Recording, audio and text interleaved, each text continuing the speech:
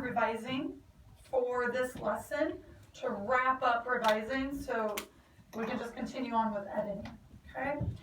Double check that all your supplies are put away. Right now you're just going to need to listen and make sure your brain is understanding the expectation. Your hands are free. If it's not glued in, we're going to have to do that later. 4.5 minutes, plenty of time. So cap on, notebook closed, ready to go. All right. So we're going to jump back into revising, remembering that revising is all about making our writing better by maybe moving things, adding things, subtracting things. Ooh, maybe I could start saying eliminating things, yeah? So we're going to look at one last strategy for revising. Your TP this morning says writers create a memorable ending for their story by trying different types of endings. It's pretty similar to what we did for openings, Tyson and Hunter. That's a warning. It's pretty similar to what we did for our openings, but this time it's with our ending. Oftentimes with narratives, when you're drafting an ending, you've been working so hard, you get to that ending and it kind of just ends.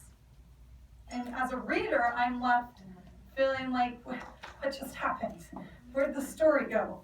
I don't feel complete. I don't feel like I had a good ending to kind of wrap things up for me. I'm kind of feeling like I'm left hanging. In some cases, maybe that's a good thing, but if you're not doing it intentionally, that's not a good thing. Okay? So this morning, we're really going to be focused on creating memorable endings for our readers. Students will be able to create memorable endings.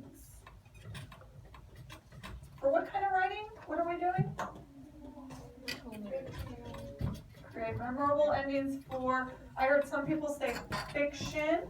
That works. I'm going to put for narratives. Okay? Ladies and gentlemen, this morning, looking at our learning goal, what is your goal in the next 10 minutes? Students will be able to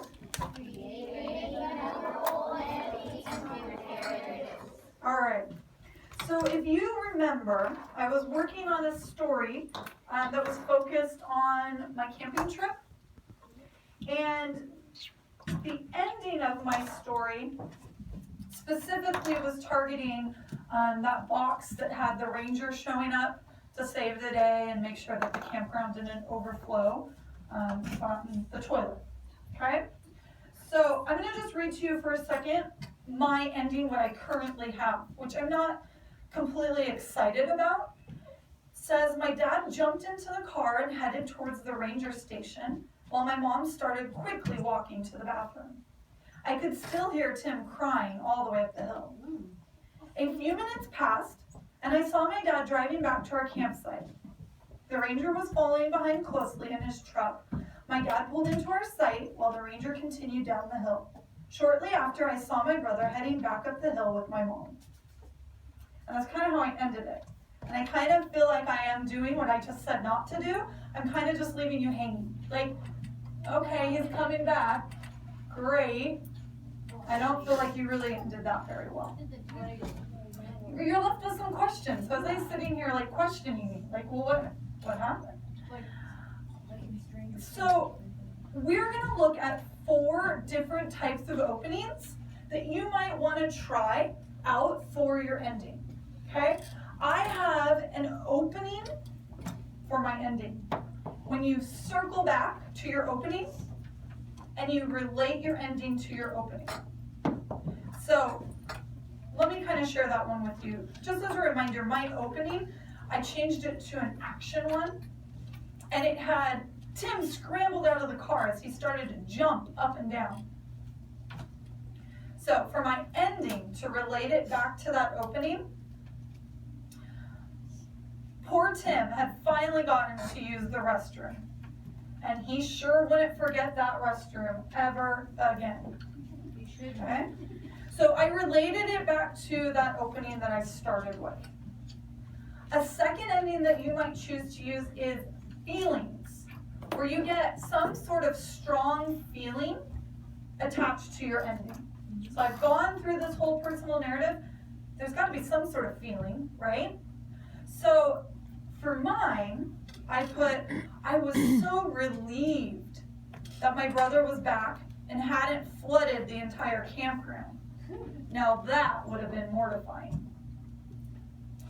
Another ending that you might try. So far I have opening, relating it back to my opening. I have feelings. A third one that you might want to try is a lesson that you learned because of this narrative, because of this experience. Here's what I put for that one. Man, what a bathroom trip. What a adventure that bathroom trip had turned into. I guess you never know where you might run into an adventure. That's true. It's an excellent philosophy. That was my lesson learned. Maybe not. Excellent philosophy there, Mrs. Flora. Thank you so much. And then my last one that you might want to try is some sort of hope that you have for the future because of this adventure, or I'm sorry, this story, this narrative that you've gone through. Here's mine, what I did for my hope. I was really glad everything worked out, but I sure hope that was the last of our weird adventures this trip. Okay? I just showed for mine that I tried out relating it back to the opening. I tried out a feeling ending. I tried out a lesson learned ending. And I also tried out a hope ending. Those are 4 different types. Just like when we worked with our opening a few weeks ago. I can try those 4 types out, but I'm just going to pick one of them that I really, really like. I think that I liked the lesson learned one. I think it's kind of a silly lesson, but also kind of a true lesson. You just really never know where you're going to run into an adventure. It might be in a campground bathroom. So I think that that's the one that I'm going to stick with. And for my box 4, that's going to be my new ending. So now instead of saying at the very end, shortly after I saw my brother heading back up the hill with my mom, the end.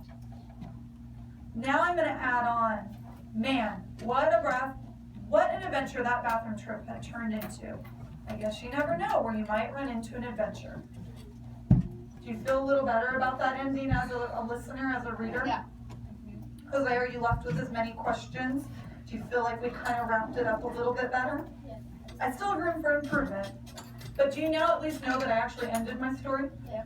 And you're not like turning the pages like, does Mrs. Gregg have more? What's going on here?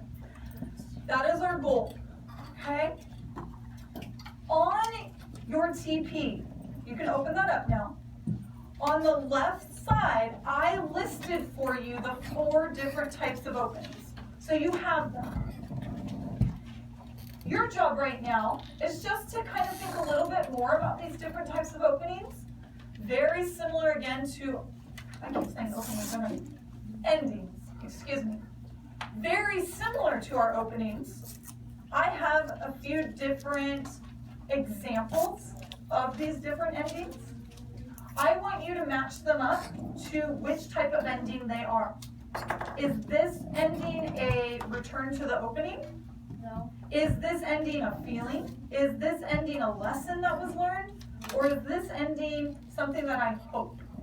Go ahead and just take maybe 2 minutes to work through those and see some more examples of an ending. Match them up, and then we'll go over them together. You can work with someone next to you, need any eye to eye, or you can be working independently. Go ahead and go for 2 minutes.